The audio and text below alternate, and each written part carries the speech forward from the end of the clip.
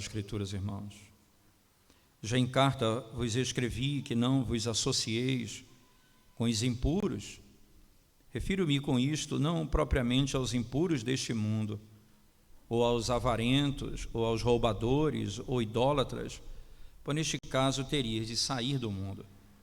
Mas agora vos escrevo que não vos associeis com alguém que, dizendo-se irmão, for impuro, ou avarento, ou idólatra, ou maldizente, ou beberrão, ou roubador, com esse tal nem ainda comais.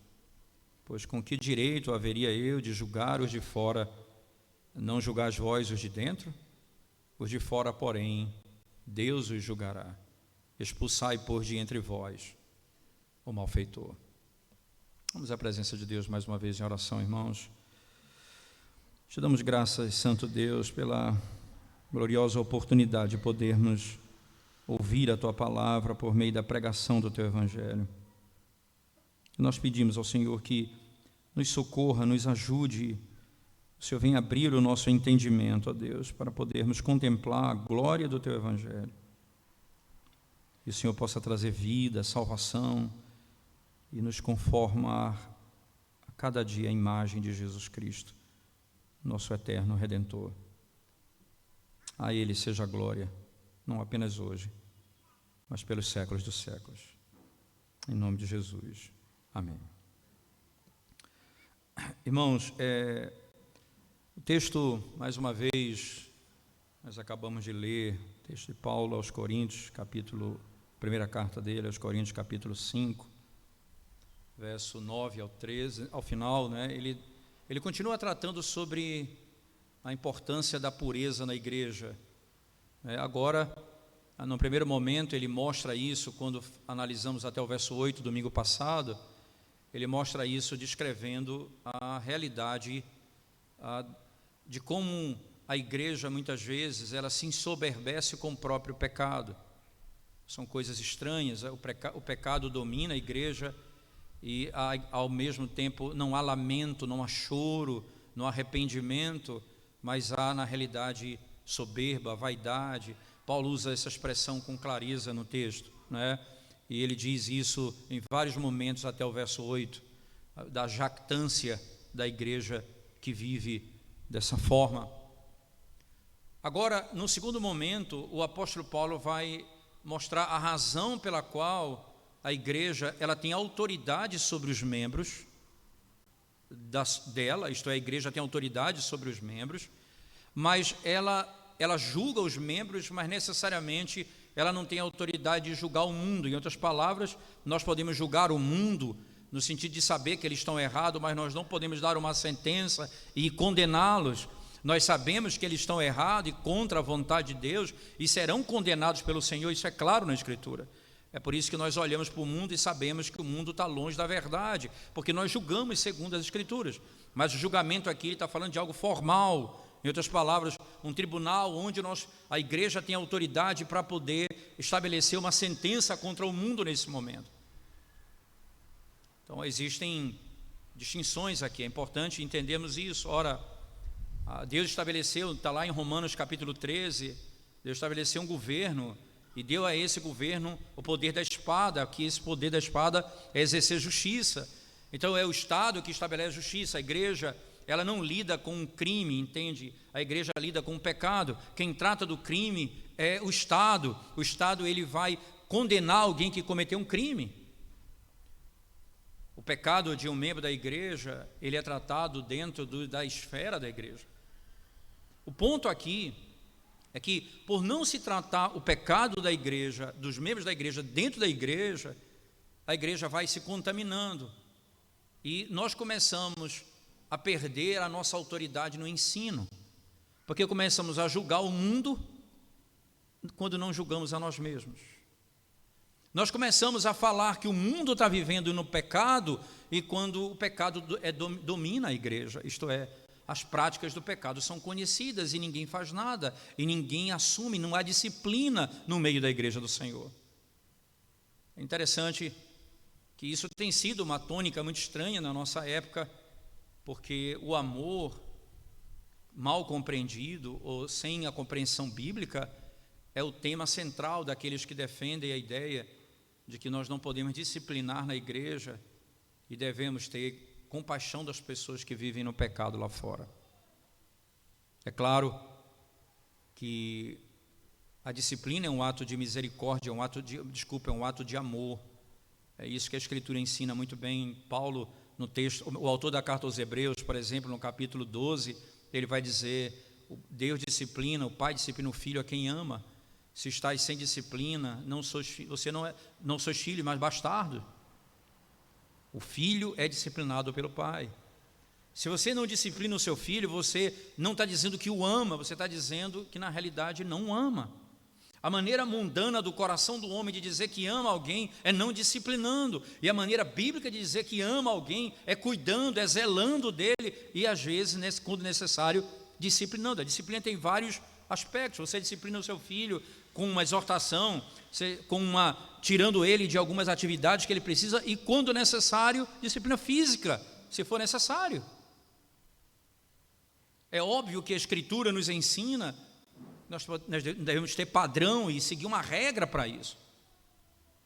Mas a Bíblia associa diretamente amor com disciplina.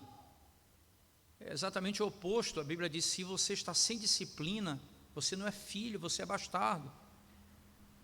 Veja que imagem, não é? E o que Paulo está tratando aqui na igreja, irmãos, a igreja condena o mundo com o discurso. E tem um jovem no meio da igreja, no capítulo 5 está sendo descrito, que se deita com a mulher do seu pai, e a igreja se ensoberbece. Não há ninguém que faça nada, um pecado público, todos sabem, e a igreja não toma providência. A liderança, os presbíteros da igreja não tomam providência. Isso então, consequentemente, produz um modelo de vida pecaminoso, porque esse é um padrão para a sociedade, esse é um padrão para a igreja. O que aquele jovem que cometeu determinado pecado e que não foi disciplinado vai poder ensinar para um jovem que está vivendo no mesmo pecado? Pior, o que a igreja vai poder fazer com outro jovem que comete o mesmo pecado, se o primeiro ninguém tratou? Ele vai dizer: vocês estão sendo duros comigo, enquanto fulano de tal não foi tratado. Você estabelece um padrão de impiedade. A igreja, se ela não toma a providência, se você não age de acordo com a verdade, você estabelece um padrão de iniquidade no seio da igreja. O apóstolo Paulo, então, passa agora a descrever quão importante é a disciplina dentro da igreja. Primeiro, para nos mostrar a distinção do mundo, e segundo, para revelar que, julgando a igreja, a sua própria realidade, nós sabemos que, segundo outro texto da Escritura, em outro lugar, nós vamos julgar anjos, nós vamos julgar o mundo num determinado dia. Hoje existe um tribunal, mas a igreja que se coloca assim, contra a prática do aborto, contra a prática, e você tem fornicação pública, no sentido de conhecimento público, você tem adultério, você tem toda a prática de iniquidade acontecendo dentro da igreja, e nós não tomamos providência, não tratamos o pecado como a Escritura nos ensina. Nosso discurso não parece ter muito sentido lá fora. O texto, então, voltemos para o nosso texto, no verso 9, ele diz: já por carta vos tenho escrito que não vos associeis com os que se prostituem. Aqui eu estou lendo agora na Corrigida Fiel. Em carta, essa carta, irmãos, provavelmente uma carta anteriormente escrita que não está presente aqui, provavelmente. A segunda carta aos Coríntios, ele vai fazer menção de novo de uma carta. Certamente, a carta que Paulo escreveu, é o que Calvino e outros comentaristas entendem. Paulo aqui está se referindo a um texto que ele escreveu anteriormente e que não está aqui nas mãos do povo, não está na mão da igreja. Nós não temos acesso a essa carta. Ora, Alguém então poderia levantar a seguinte questão: é possível então que a palavra inspirada de Deus não esteja na igreja? O Senhor não entregou a sua palavra inspirada nas Escrituras para a igreja? Como pode faltar uma parte da Escritura para nós? Entenda, irmãos, nem tudo o que Paulo escreveu, né, é necessário para a igreja, mas tudo aquilo que é necessário para a igreja, tudo que é necessário para a igreja foi escrito e entregue à igreja. Tanto é que ele faz menção e vai discorrer um pouco do que ele tratou nessa carta.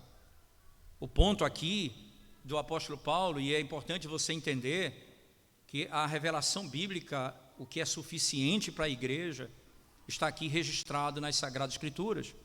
Nós não precisamos de nenhuma outra informação além dessa que está registrada para a nossa salvação e para a nossa vida. Mas Paulo faz menção, e ele diz: já por carta vos tenho escrito, que não vos associeis com os que se prostituem. E aqui Paulo, ele dá o tom, né? Não vos associeis com os que se prostituem. E aqui claramente ele está fazendo menção ao que está sendo dito nos versos 1 até o verso 8, que trata daquele jovem que se deita com a mulher de seu pai, que cometeu ou incesto, não é, ou adultério, algum tipo de pecado sexual claramente estabelecido no texto, e que a igreja não disciplinou esse jovem. E Paulo está dizendo que ele precisa ser disciplinado. Paulo agora vai adiante e diz assim, que eles não devem se associar com ele. Essa associação aqui, irmãos, ela dá uma característica muito óbvia de que não é simplesmente não falar, não é o ponto de não falar, a associação é como se você concordasse com ele. Paulo vai dizer na carta aos Coríntios, no capítulo 10, por exemplo, que existem duas mesas. Se eu me assento na mesa dos demônios, eu não posso me assentar na mesa do Senhor. Daí ele vai dizer no final: com esses você não deve nem se assentar, porque se você se assenta com aqueles que servem a demônios, como você vai se assentar à mesa do Senhor? E essa associação, ela descreve muito bem com quem você anda e o que você defende. E mais do que isso, você desonra a Cristo, que no verso 7 desse mesmo texto que lemos, é descrito como o cordeiro pascal que foi imolado, que foi morto para purificar a igreja do pecado. Nós desonramos a Cristo.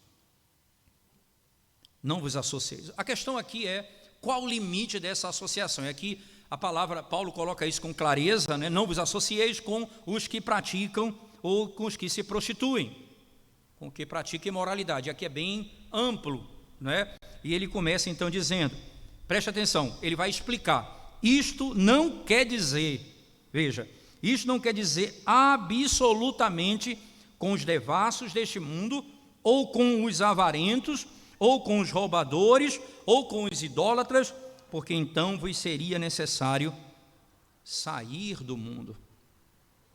Vos seria necessário sair do mundo. É importante aqui o limite dessa separação e associação. Eu me refiro aos que pertencem, não me refiro aos que pertencem ao mundo, porque senão você não teria como viver no mundo. Irmãos, você não se associa com alguém porque ele é um devasso.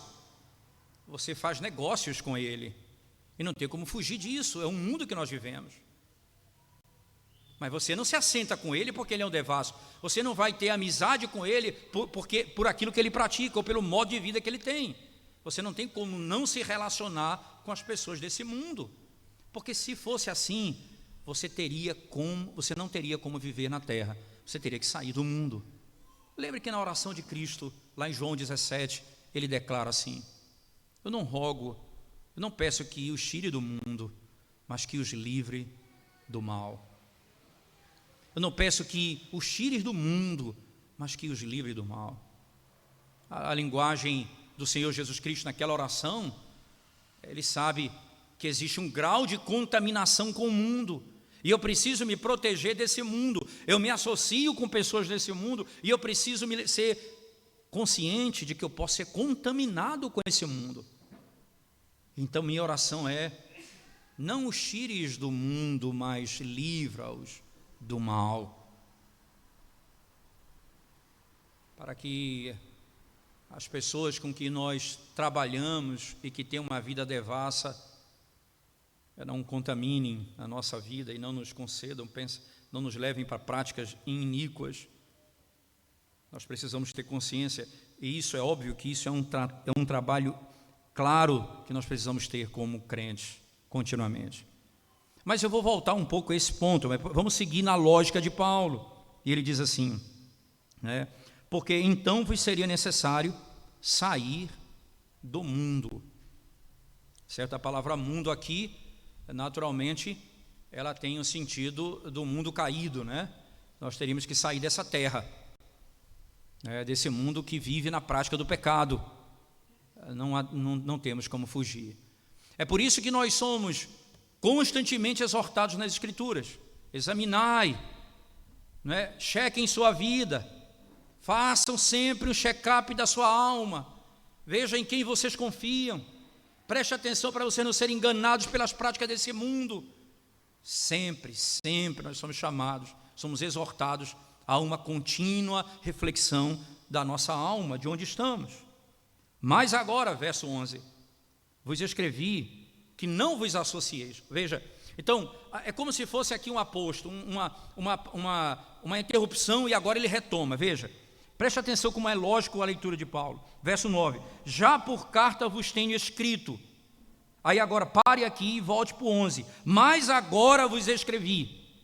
Então, ali eu tenho uma parada no meio. Ele tem, nessa secção aqui, ele dá uma explicação longa. E aí ele retoma o problema que ele vai tratar, que diz respeito à igreja. Eu já disse sobre isso em outra carta. Mas agora eu escrevo para vocês dizendo o seguinte: que não vos associeis com aqueles que, dizendo-se irmão, for devasso, avarento, idólatra, maldizente, beberrão, roubador, com o tal nem ainda comais. Com o tal nem ainda comais. Impressionante o detalhe com aqueles que, dizendo-se irmão. Você sabe como é que alguém é recebido como membro da igreja? Por aquilo que ele diz, e até pelo modo de vida que ele tem. É importante frisar isso. Nós não podemos receber ninguém, não temos poder de receber ninguém na igreja pela regeneração, porque a igreja não tem poder de conhecer o coração das pessoas. Então, como é que você recebe um membro na igreja? Recebe o membro na igreja com base em 2 princípios. Quando aquilo que ele declara com os lábios é crível, em outras palavras, não há contradição com o modo de vida. O que ele diz com os seus lábios não é contradito com aquilo com o modo de vida que ele tem. Não há contradição. Daí Paulo usar essa expressão, dizendo-se irmãos. Dizendo-se irmãos, vivem dessa maneira. Eles declaram que são servos do Senhor, mas me parece, claramente Paulo está dizendo, não. Devasso, avarento, idólatra, maldizente, beberrão, roubador, com tal nem ainda comais. É interessante que ele dá uma lista no verso 10, dizendo, com os devassos desse mundo, com os avarentos, roubadores, idólatras, porque então vos seria necessário sair do mundo. Lá ele acrescenta alguns detalhes que estão dentro do mesmo princípio. O que é que Paulo está dizendo, irmãos? Ele não tem uma lista perfeita dizendo assim, exatamente isso aqui. Ele está se referindo a um pecado, a um modo de vida contrário à lei de Deus, declarado. O indivíduo vive na prática do pecado de modo declarado. Seja com a lista que ele coloca no verso 11 ou com a lista que ele coloca no verso 12. Por que isso é tão importante, irmãos? Veja, quando ele usa essa expressão devasso, é uma expressão clara no verso 12, avarento. Entenda que a palavra devasso aqui é o tema central do texto, né? Aos que vivem na prostituição, que é o que inicia o verso 9, finalzinho do 9 ele diz: não os associeis com que praticam a prostituição. E então os devassos, aqueles que vivem na prática da imoralidade.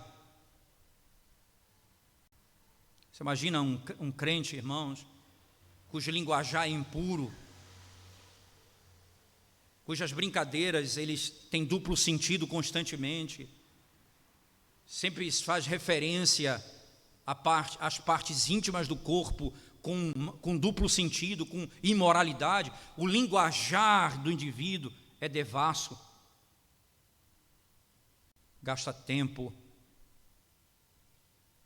com prostituição e linguagem de prostituição, que anda na internet, busca pornografia, que gasta o seu tempo com coisas impuras.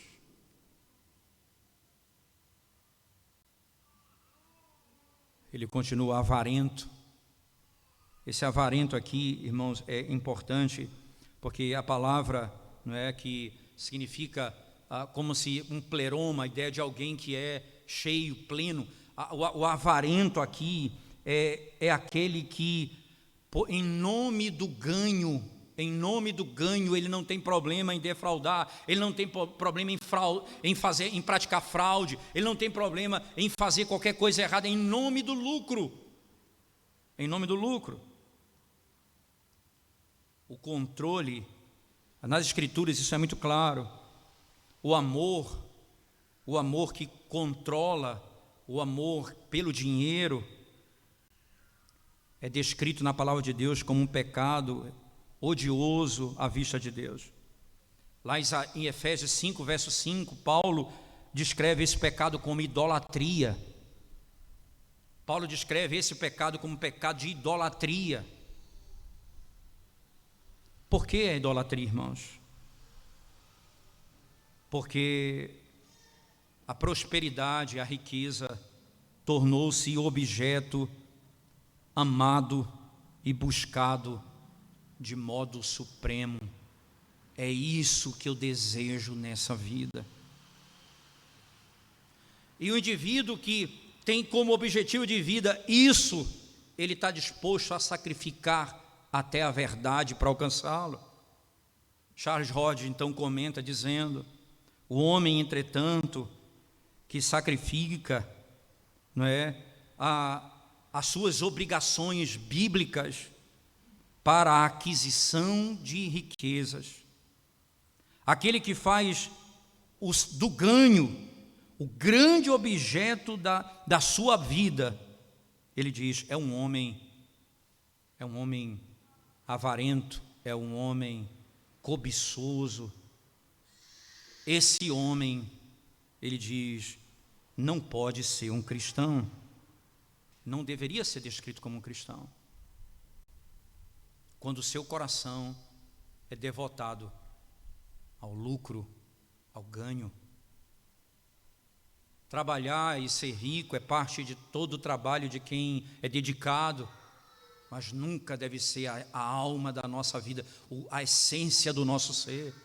Ser rico não pode ser o último objetivo da nossa vida, porque senão nós perdemos de vista qual o fim principal do homem: glorificar a Deus e gozá-lo para sempre.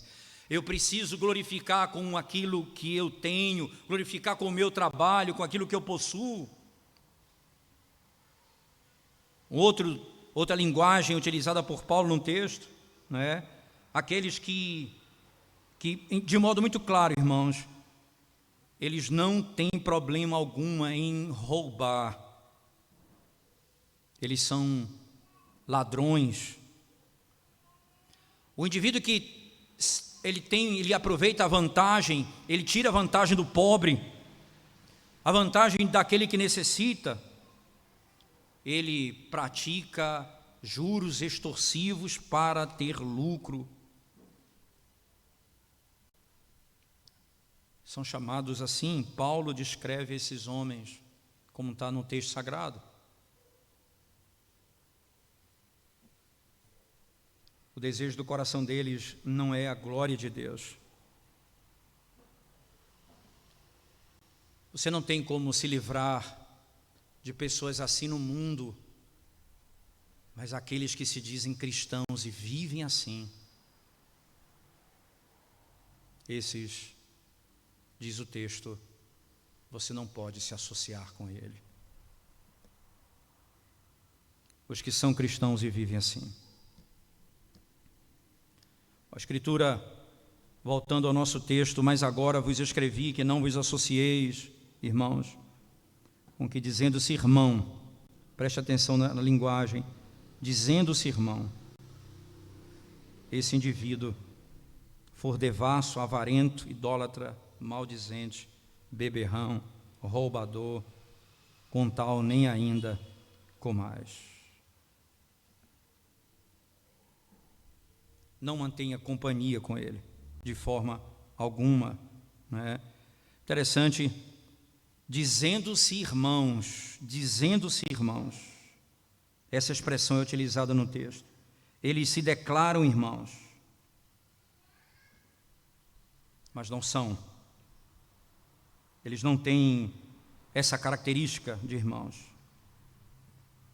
Matthew Henry, comentando esse versículo, diz: eles podem chamar a si mesmos irmãos em Cristo, mas eles não são irmãos cristãos. Eles não são irmãos cristãos. Eles podem se declarar irmãos em Cristo. Eles são apenas adequados para irmãos da iniquidade, não irmãos que estão associados com Cristo. E essa companhia, esse grupo, eles não podem permanecer, eles não podem ser tratados na igreja como alguém que vive em santidade. Entende? Não há uma referência aqui ao indivíduo que é avarento e luta contra o pecado e quer abandoná-lo. A igreja vai estender a mão e socorrê-lo. Nós estamos falando de alguém que se declara cristão e vive de modo aberto uma vida de iniquidade, de impureza. O limite que ele dá a isso é muito claro, né? Por que eu não posso, irmãos, por que eu não posso conviver com eles, né? Por que eu não devo conviver com eles? Qual é a lógica disso? Já foi dito anteriormente, apenas ele está reafirmando aqui.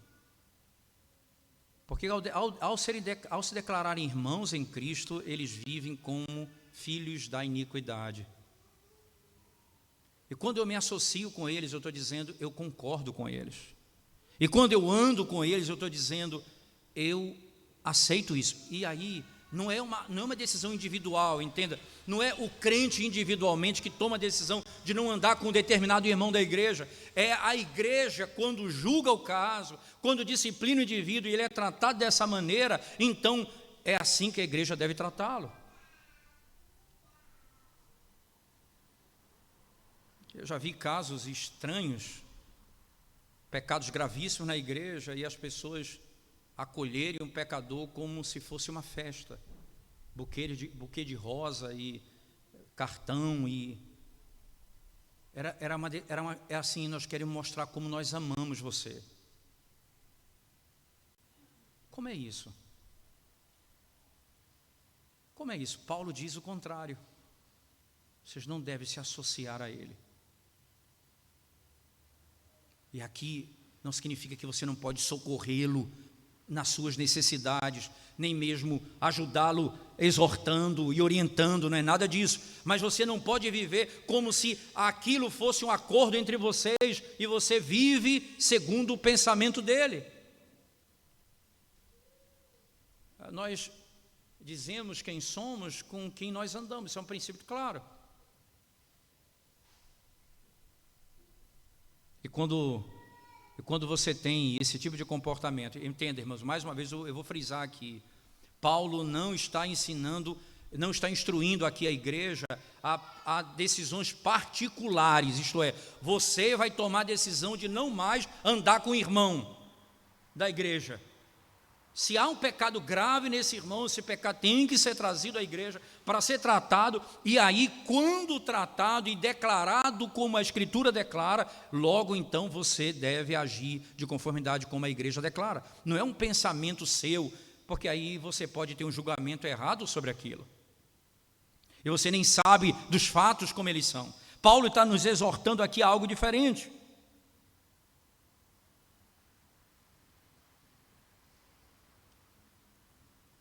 Porque aqueles que se dizem cristãos, eles se dizem conhecedores do Evangelho, eles sabem que Cristo morreu por eles, que Ele nos tirou do mundo, do pecado, e como é que nós vivemos como se fôssemos do mundo, e andamos como se não pertencêssemos a Cristo. Mas Paulo diz o seguinte: eu não me refiro aos ímpios ou aos que praticam isso no mundo, me refiro aos que se dizem cristãos e praticam tais coisas.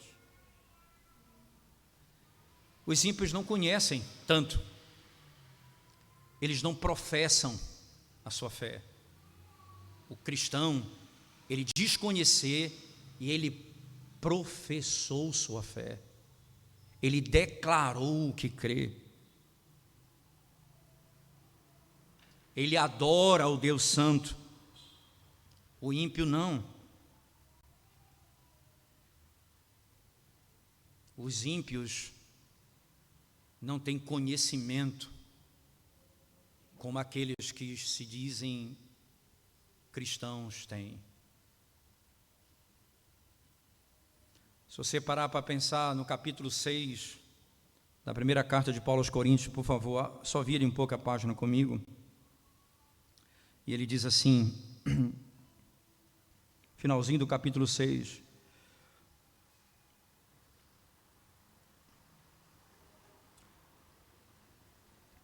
o verso 15, a partir do verso 15, ele diz assim: não sabeis, 1 Coríntios 6, 15 em diante, Paulo diz: não sabeis vós que os vossos corpos são membros de Cristo? Tomarei, pois, os membros de Cristo e os farei membros de uma meretriz? Não, por certo. Ou não sabeis que o que se ajunta com a meretriz faz-se um corpo com ela? Porque serão, disse, dois numa só carne. Mas o que se ajunta com o Senhor é um mesmo Espírito. Fugi da fornicação. Todo pecado que o homem comete é fora do corpo, mas o que fornica peca contra o seu próprio corpo. Ou não sabeis que o vosso corpo é o templo do Espírito Santo, que habita em vós, proveniente de Deus, e que não sois de vós mesmos, porque fostes comprados por bom preço? Glorificai, pois, a Deus no vosso corpo e no vosso espírito, os quais pertencem a Deus. Os quais pertencem a Deus. Paulo tem clareza, dizendo-se cristãos, com quem vocês estão unidos, a quem vocês pertencem, qual a esperança que vocês têm. Então isso não condiz com esse modelo de vida, distintamente do ímpio que não tem a união com o Senhor, e por isso não pode dessa maneira ser cobrado da forma como muitas vezes nós queremos cobrar. Eles vão diante de Deus pagar pelos seus próprios pecados. Veja que o julgamento deles não é suspenso. Paulo está dizendo apenas que não é a igreja que vai fazê-lo, não é o tribunal da igreja que vai fazê-lo. É só olhar, por exemplo, no verso 12 do capítulo 5, porque que tenho eu em julgar também os que estão de fora? Não julgais vós os que estão de dentro, mas Deus julga os que estão de fora. Ora, Deus julgará, há um tribunal e eles vão ser julgados por isso. E a igreja do Senhor, para não ser julgada naquele dia, da maneira como os ímpios serão julgados, é julgada hoje pelo Senhor, por meio da disciplina eclesiástica, por meio do cuidado da igreja. Essa é a forma de nós sermos distintos do mundo. O Senhor trata com a igreja, para que a igreja não seja tratada naquele dia como o mundo será tratado. É a manifestação da misericórdia de Deus, né? A manifestação da misericórdia de Deus. A igreja do Senhor Jesus Cristo, irmãos, ela deve testificar mais a respeito da sua fé pelo meio da vida que ela tem, do que o contrário, do que a vida que elas têm contradizer aquilo que eles creem. Como nós podemos fazer? E aí a limitação está aqui. Você sabe por que eu não tenho como me livrar do mundo? Porque eu não tenho como criar um critério. Veja que coisa interessante. É o que Paulo vai dizer na sequência, veja. Mas agora vos escrevi que não vos associeis com aqueles que dizendo-se irmão. Aí na sequência ele diz, no final do verso 10, porque então vos seria necessário sair do mundo. Então o ponto de Paulo não há limite aqui que eu possa traçar. Eu não posso criar um limite como eu posso criar na igreja. Eu não tenho como fazê-lo, porque no mundo eu não tenho como fazer esse tipo de análise, mas na igreja, sim. Essa é a razão pela qual ele limita. É impossível evitá-los. Os cristãos, irmãos, é impossível os cristãos irem para o mundo e evitar a companhia dos ímpios. É impossível. Você pode evitar a companhia de intimidade, de associação, é óbvio, com aqueles que praticam mal, mas que você vai fazer negócio, você tem uma empresa, você vende, você compra, então você diz, eu só faço negócio com crente, vai ser difícil, né? Mas se você estiver apenas lidando com os ímpios do mundo, cuidando apenas desses negócios externos, sendo testemunho de Deus, Deus guardará o seu coração até o fim. Há aqui um limite para isso, irmãos. Há um antídoto contra a infecção do péssimo exemplo dos ímpios. E os cristãos não baixarão a guarda.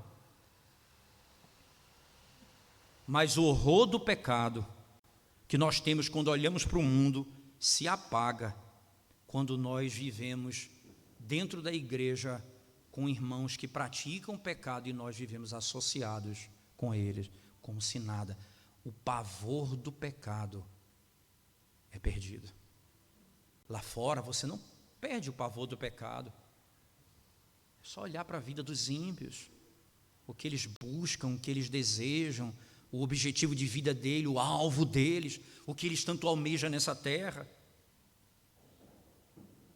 Diferente daqueles que temem a Deus. Esse é o limite. A razão de eu não poder evitar os ímpios é porque não há como evitar mesmo. Mas na igreja é estranho pensar um irmão que há um pecado conhecido, e aqui o capítulo 5 está tratando de um pecado particular, de um jovem que praticou determinada iniquidade, e a igreja sabe e não toma providência alguma. Providência alguma. O julgamento aqui, segundo essa seção, é amplo. O Senhor disciplina individualmente os crentes, a igreja precisa disciplinar os crentes, e haverá um tribunal no fim.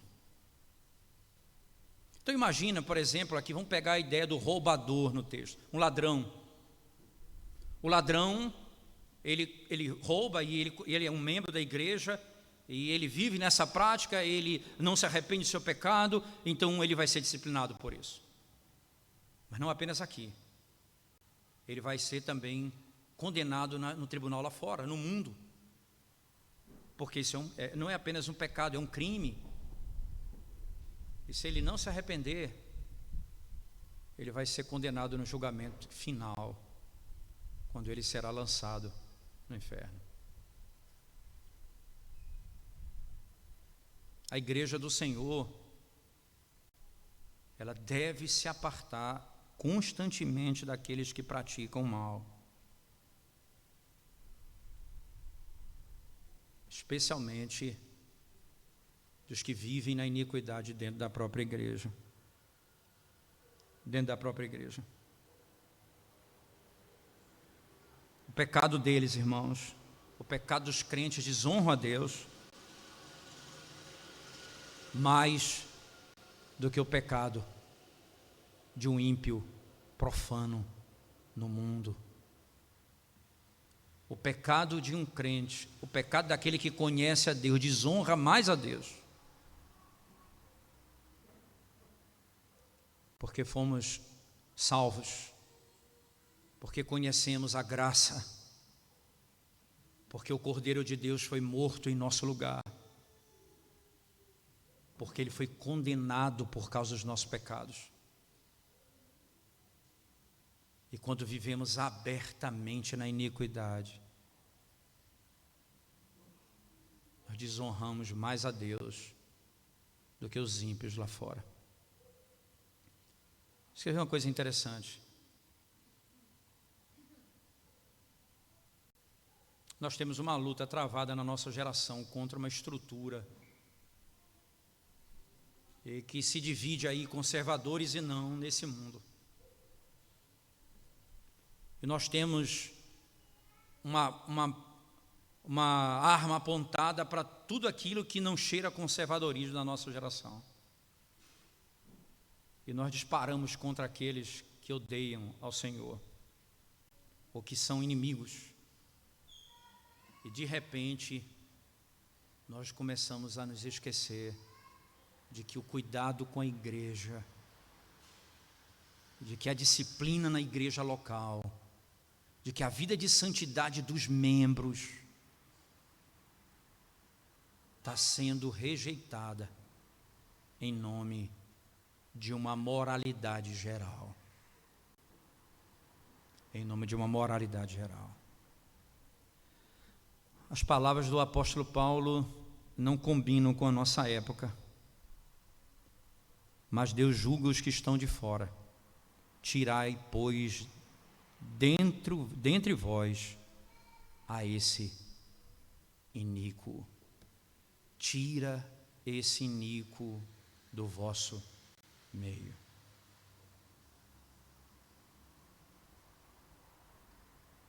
Tira esse iníquo do nosso meio. O que vive declaradamente no pecado. O que vive declaradamente no pecado. Por que isso é tão fundamental? Porque a igreja diz ao mundo que ela não se associa ao pecado. Não é apenas condenando o pecado do mundo, é condenando os pecados dela mesma. Quando não há disciplina, você tem uma igreja, 1.000 membros, 2.000 membros, e não tem uma disciplina num ano eclesiástica, isso é estranhíssimo. Então, essa igreja é perfeita? O que acontece? É que nós estamos sendo coniventes com a prática do pecado? É porque o pecado é conhecido de todo mundo, mas a gente só disciplina de modo velado? Ninguém sabe da disciplina? É claro que quando o pecado é velado, o cuidado é velado. Quando o pecado é público, o trato é público. Isso é um princípio, claro. Se é por isso que o texto aqui está descrevendo um pecado que é conhecido da igreja. Paulo está falando de um jovem no meio da igreja que praticava imoralidade e ninguém fazia nada. E ele então se opõe a isso diretamente.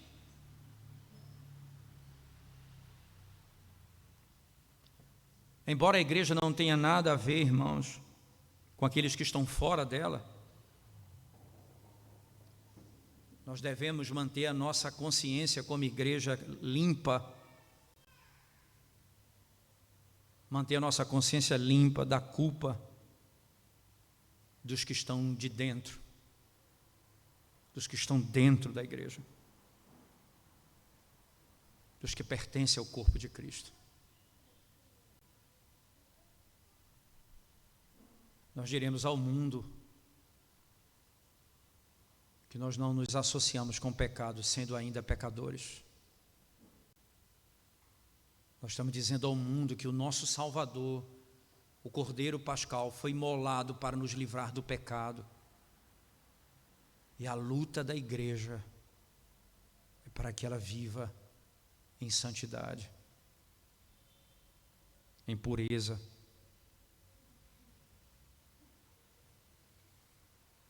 Não temos, mas eu friso mais uma vez, porque isso é comum acontecer, esse péssimo entendimento, geral, eu diria, é que é uma decisão pessoal. O indivíduo olha para o outro e diz: esse rapaz é um ímpio, eu não vou mais conviver com ele. Se esse indivíduo vive na iniquidade, não é você que deve tomar a decisão simplesmente de se apartar dele. A igreja precisa conhecer e saber para tratar o pecado daquele indivíduo, porque o pecado dele não ofende apenas você, contamina toda a igreja do Senhor e precisa ser tratado.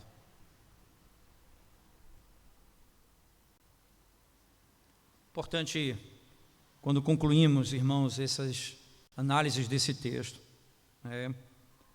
que esse indivíduo deve ser retirado do meio da igreja. As palavras do texto que nós lemos na Corrigida Fiel, elas são mais fortes ainda. Tirai, pois, dentre vós a esse iníquo.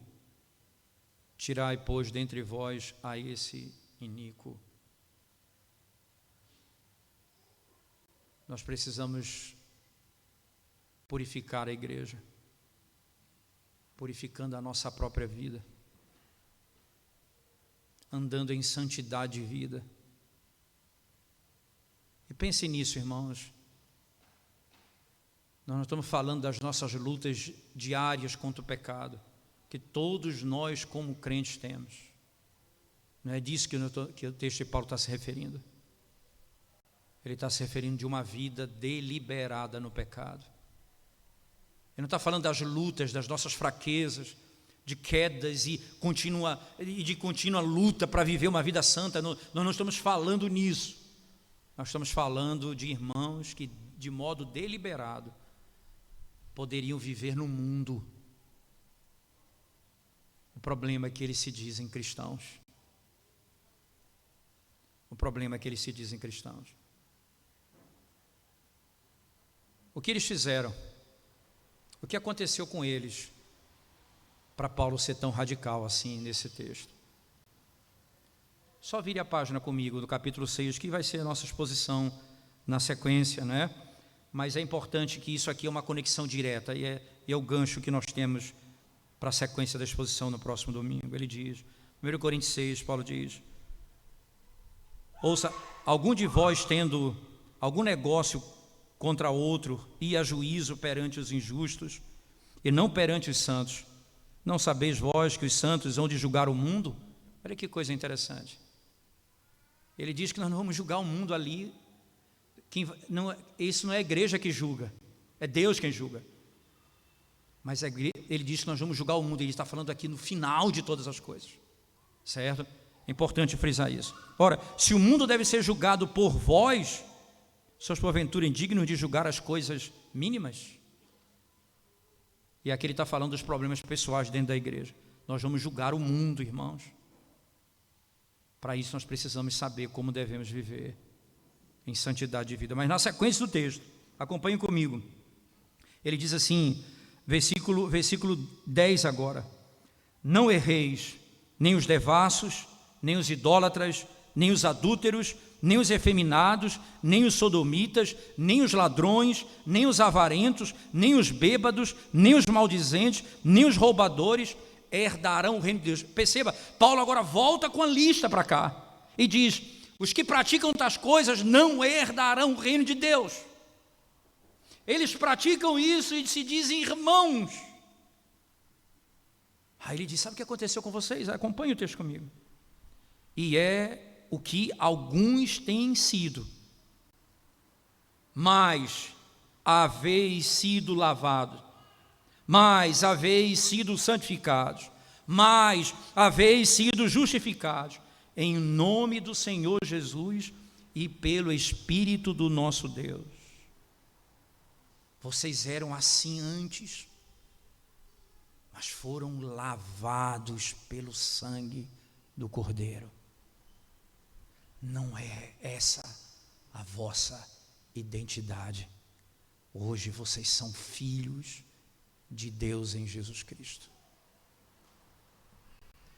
Como você se chama, irmão, e vive como filho do diabo?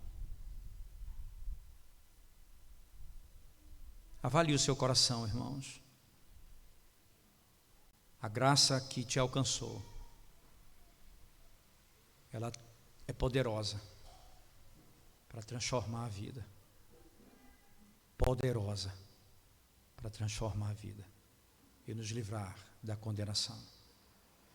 A disciplina não tem o fim da destruição última. Quando Deus julgar no fim, ali será. A disciplina da igreja tem o fim de restaurar o faltoso.